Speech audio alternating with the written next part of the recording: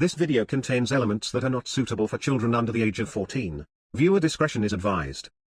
You have no idea how long I've waited for this.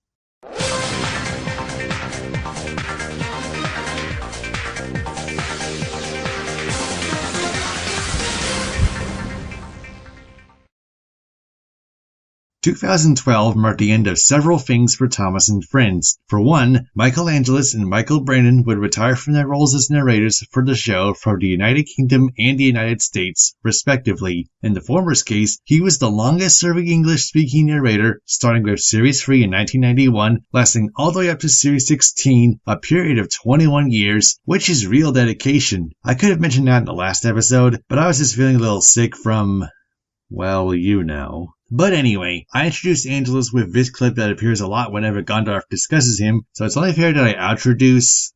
Wait, outroduce? It's not even a word. You're losing your mind. It's only fair that I send Michael Angelis off the same way I introduced him, just to bring things full circle. His name's Nigel. Dr. Nigel Botterill. I'll get you the details. And as I'm sure you all know, he died of heart attack on May 30th, 2020 at the age of 76. Often overlooked, Angelis will never be forgotten, so rest in peace, Sergeant Donnelly. As for Michael Brandon, he more or less carried on with his acting career and is still active to this day. Both of them bowed out with Blue Mountain Mystery, not only the best special from the Nitrogen era, but also ended it on more or less a high note, unlike Series 16. Oh, and as a side note, and I can't believe I didn't bring this up earlier, Nitrogen Studios also made a promotional poster for The Adventures of Thomas, a planned live-action/CGI film with animation done by Weta Digital and directed by Shane Acker, with a script by Josh Klausner, Will McRobb, and Chris Viscardi. It would have taken place during World War II and revolved around a young boy and his father rebonding on Sodor, if there would have been a Steam versus Diesel conflict. Basically, Magic Railroad 2.0. Considering the state of the show at the time, the script was completed in 2010, not to mention the reputation of other projects done by the director and writers, we probably didn't miss anything. Given how little had been done with The Adventures of Thomas, looking back, it almost feels like it was a publicity stunt to gain interest in the brand. Honestly, if you wanted this plot done right, I'd recommend watching the 2018 movie, Christopher Robin. More or less the same plot, but better. Oh, and I would also like to mention that the guy behind the movie, Mark Forster, has his own Thomas movie in production, as far as we know. But that's a story for another day.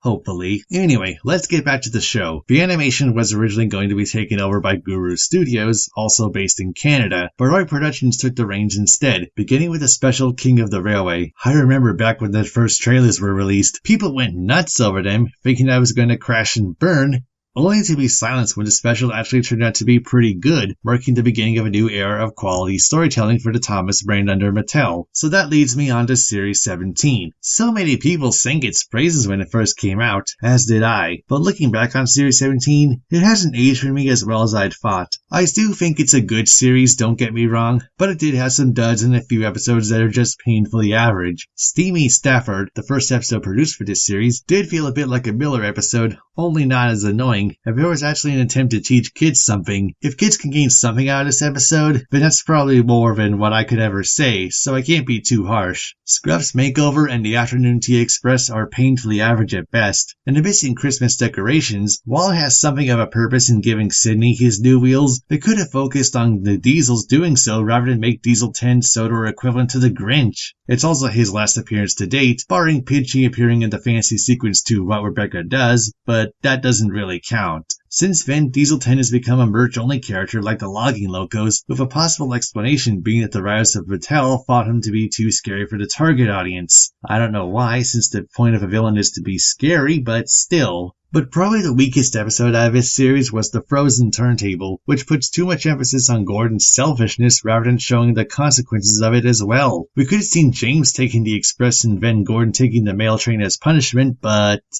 nope. With all that being said, it was nice that they gave focus on characters introduced in the Nitrogen era, even attempting to make them more appealing in terms of personality. Paxton is probably my favorite out of the bunch. He's a bit dopey and gullible, but he's also pretty loyal to his friends, and even knows when to draw the line. Sidney wasn't too bad either, even providing a few good laughs with how forgetful he is. Norman, however, still hasn't done a damn thing, and I still feel like they could have brought in Dennis instead. Finally, there's Luke, who's very much the little brother of the Scarloy Railway Railway. His backstory was pretty sad, and he even feels guilty for thinking he got Victor scrapped, but thankfully that wasn't the case, and since then, he's become a bit more social with the other engines. This is further affirmed in Luke's new friend when he befriends a deer and tries to make it feel more comfortable at the Blue Mountain Quarry, only to understand that it's better off in a more open environment. Oh, I swear, that ending could get to anyone.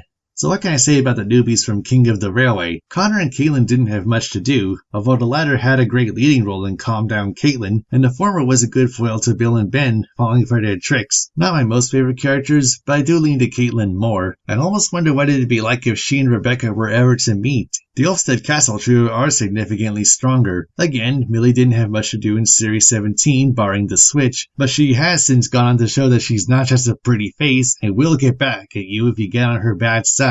The Earl of Sodor, Sir Robert Norby, is a show stealer whenever he's on screen. Don't let his age fool you. He's just as lively as the next person, and very bold and eccentric when it comes to his ideas. He's even made a dinosaur park and even planned a railway museum. Makes you wonder how rich Sir Robert is. But for me, personally, Stephen is the best of the bunch. Again, might be an old engine, but he's still jolly and has a solid sense of humor, and will take nonsense from anyone like Spencer or Diesel. Lastly, there's also the other newbie for Series 17, Porter. He had a very positive mindset in this series, unafraid to ask for help, never letting insults get to him. We could do more with people like him, but sadly, since Tale of the Brave, Porter's barely had anything to do, and he's almost always overshadowed by Cranky and Salty, which makes you wonder why he's even there. I mean, he does literally nothing in Salty All at Sea in Series 19, the one episode where we could have delved more into their relationship. But no, we had to feature Thomas because Thomas. For this new era of Thomas, in addition to a new writing team and a new animation studio, they brought in a new narrator too for both the United Kingdom and the United States. Enter British actor-singer Mark Morahan, and like Ringo Starr and Michelangelos before him, he was born in Liverpool, continuing to maintain Thomas's Liverpudlian roots. I feel Mark was overused slightly in Series 17, but from Series 18 up to the 21st, he only narrated whenever the scene called for it, making his narration all the better to appreciate, and he made every line count. When I heard his narration for the first time, I was very surprised they brought in a new narrator, but I also thought he did a great job too. It was very sad to learn that Mark would stop narrating the show after Series 21, but he still stayed with the brand, such as voicing Dexter for School of Duck, playing Mr. Evans for Storytime segments, and even narrated some stories for the podcast Thomas and Friends Storytime, so at least Mark is still involved in some way.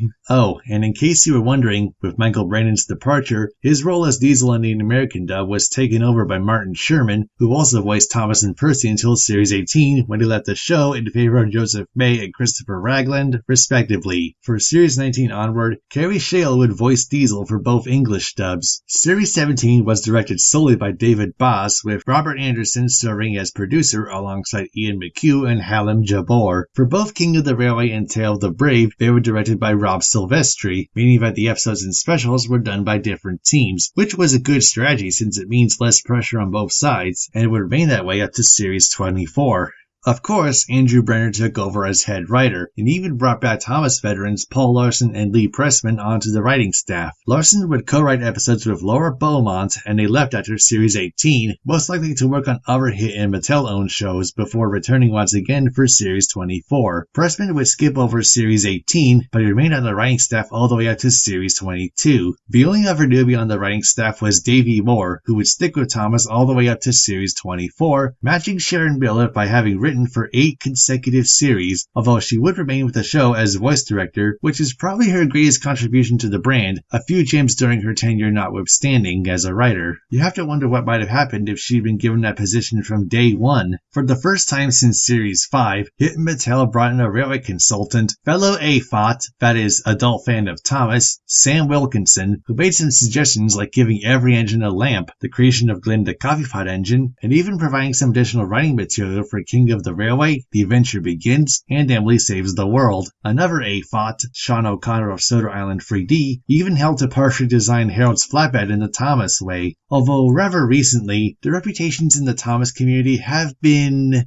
rather questionable, and that's as far as I'm willing to discuss it here. Initially, Series 17 was going to have a run of 20 episodes like the 5 series before it, but the episodes from Spills and Frills ended up becoming part of the running, reverting back to the classic 26 episode run. The episodes were also released in blocks, such as the first 10 episodes airing in June 2013, a further 5 episodes between September 30th and October 4th, 2 mini fire engines on November 5th for Guy Fawkes Night, the 4 winter episodes on the week of Christmas, and finally the Spills and Frills episodes on DVD in March 2014, although they eventually aired on TV in July and November that same year. For both Series 17 and 18, the opening titles and closing credits animated by Nitrogen were reused, but they weren't credited for it. It wouldn't be until Series 19 that they would be redone along with the engine roll call. For Brenner & Co.'s first series, it's pretty clear that they had to get out of a really bad time for the show, so not everything was going to transform overnight. The animation looks rather poor compared to what Art Productions and later Jamfield Productions would bring out, and the writing for the first few episodes when it came to production were pretty slow-paced. If while Robert Hartshorn's music was good, it still seems generic and fades into the background, making it easy to forget. However, it was nice that they brought back Duck, Bill and Ben and Harvey, with the latter feeling very left field and unexpected, and it does have a few episodes that could almost be called modern classics, such as Bill or Ben and Thomas's Shortcut. While not that great compared to later series down the line, Series 17 is still a good series nonetheless. Like the ice cream that comes out to Raton Selectable after putting up with a decade of crap writing, for now, the fans could finally open the shed doors and say, "Welcome home, Thomas." And welcome home, Season 7, Emily. What the, Matt? Fine. Say what you want about Emily, since I know that's what you want to do. Thank you! Now then, I'd like you all to know that thanks to Season 8, I hated Emily for a really, really long time. Beginning with Season 13, or Hero of the Rails, I started to warm back up to her a bit. But thanks to a number of questionable episode choices for her in Seasons 14 to 16, I only became neutral towards Emily. With Season 17, however, yes, this is the season that got me fully liking Emily again. As Zack mentioned, No Snow for Thomas is basically Thomas, Emily, and the snowplow, but 100 times better! It portrayed Emily how she's supposed to be like. Thomas was very surprised. But they're my coaches. That's my job. You can't go out today, Thomas. Not without your snowplow. I hid my snowplow, and now I can't find it anywhere. That's why we've been looking for you. We found your snowplow buried in the snow. Thank you, Emily. Sorry, sir. Thomas, where's your snowplow? I can't find it. If it snows, I'll just have to go out without it.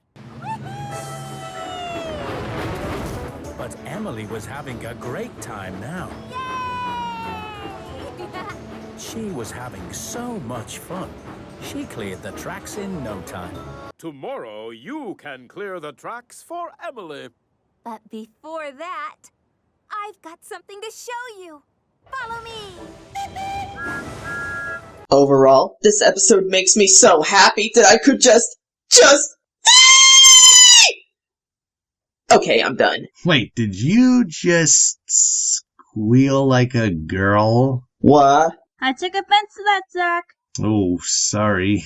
Anyway, Series 17 set the new era off to a good start, but where would the next 7 seasons lead off? Don't worry, folks, the night is still young. Oh yes, it's great to be an engine and go steaming along, puff, puff, puffing along.